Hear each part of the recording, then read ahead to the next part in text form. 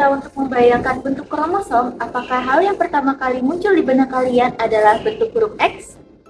Lalu, apakah kalian pernah mendengar istilah kromosom tubuh dan juga kromosom kelamin? Dan jika kalian diminta untuk membedakan antara DNA dan juga RNA, apakah hal yang pertama kali kalian sebut DNA berbentuk double helix dan RNA berbentuk single helix? Tapi, bagaimana jika ternyata semua hal yang telah kita ketahui tersebut tidak sepenuhnya benar? Dalam pembelajaran biologi, banyak konsep yang sebenarnya sudah disederhanakan agar mudah dipahami. Namun, kalau kita tidak hati-hati, maka akan berubah menjadi miskonsepsi. Dalam video ini, kita akan membahas mengenai beberapa miskonsepsi yang banyak terjadi pada siswa.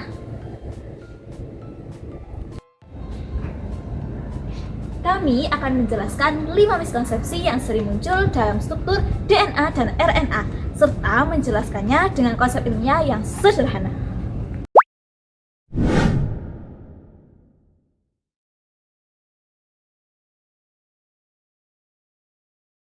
Jika kita melihat bentuk kromosom di dalam buku pelajaran, hampir selalu bentuknya seperti huruf X. Akibatnya, banyak siswa mengira bahwa kromosom selalu bentuk seperti itu. Padahal, sebenarnya tidak. Kromosom berbentuk seperti huruf X hanya terjadi ketika sel sedang membelah. Pada kondisi normal, atau saat sel sedang tidak membelah, kromosom lebih seperti benang tipis yang panjang dan kusut yang tersimpan di dalam inti sel. Analoginya seperti saat kita menyimpan benang di dalam kotak, saat kita bentangkan, benang tersebut terlihat panjang, namun saat kita simpan, benang tersebut lebih seperti gulungan yang kusut.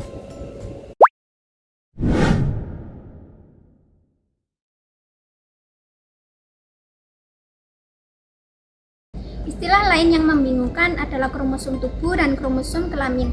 Banyak siswa mengira bahwa kromosom tubuh hanya menyusun tubuh, sedangkan kromosom kelamin hanya menentukan jenis kelamin. Padahal semua kromosom berperan dalam pembentukan tubuh. Oleh karena itu, istilah yang lebih tepat adalah autosom dan gonosom. Autosom adalah kromosom yang tidak menentukan jenis kelamin, sedangkan gonosom adalah kromosom yang menentukan jenis kelamin seperti X dan Y.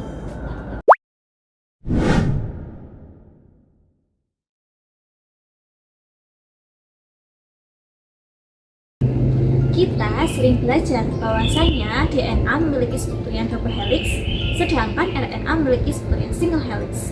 Walaupun secara umum ini benar, tetapi pada kenyataannya ini selalu membuat siswa berpikir bahwasanya DNA memiliki struktur yang double helix. Nah, pada beberapa penelitian sebelumnya pernah ditemukan suatu materi genetik yang hanya single helix pada mikroorganisme. Tetapi ternyata setelah dicari tahu, itu bukan RNA, melainkan DNA.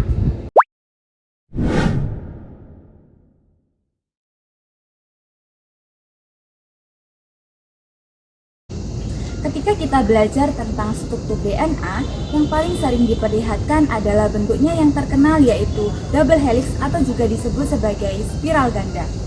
Akibatnya, banyak orang itu yang mengasumsikan bahwasannya DNA itu di dalam inti sel hanya sebagai molekul yang berdiri begitu saja. Padahal, ini merupakan salah satu miskonsepsi yang sering terjadi. Pada kenyataannya, DNA tidak berdiri sendiri di dalam inti sel. Molekul DNA justru selalu berasosiasi dengan struktur protein yang disebut sebagai protein histon. Molekul DNA yang sangat panjang akan melilit protein histon sehingga membentuk struktur yang dinamakan sebagai nukleosom. Struktur ini nantinya akan tersusun lebih lanjut membentuk kromatin, yaitu struktur DNA yang berorganisasi di dalam inti sel.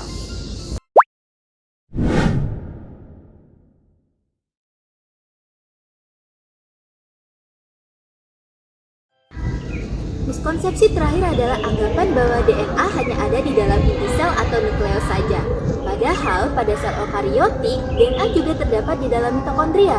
Bahkan pada sel tumbuhan, DNA juga terdapat di dalam kloroplas. Artinya, informasi genetik atau DNA tidak hanya tersimpan di dalam satu tempat saja di dalam sel. Dari pembahasan tadi, kita dapat melihat bahwa beberapa konsep biologi yang sering kita pelajari ternyata bisa menimbulkan miskonsepsi.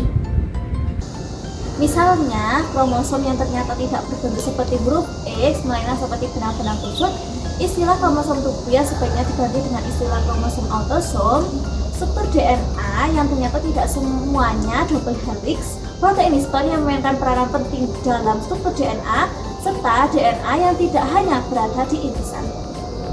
Sains adalah ilmu yang terus berkembang seiring dengan perkembangan penelitian dan juga teknologi. Karena itu, dalam mempelajari sains, kita tidak hanya sekadar menghafal suatu konsep atau definisi dari suatu buku. Yang jauh lebih penting adalah memahami bagaimana suatu konsep tersebut bekerja di dalam kehidupan nyata. Dengan mempelajari suatu konsep lebih mendalam, kita dapat menghindari miskonsepsi-miskonsepsi yang sering terjadi dan juga memahami lebih dalam fenomena biologis secara lebih tepat. Karena memahami sains dengan benar Adalah langkah pertama untuk memahami Kehidupan.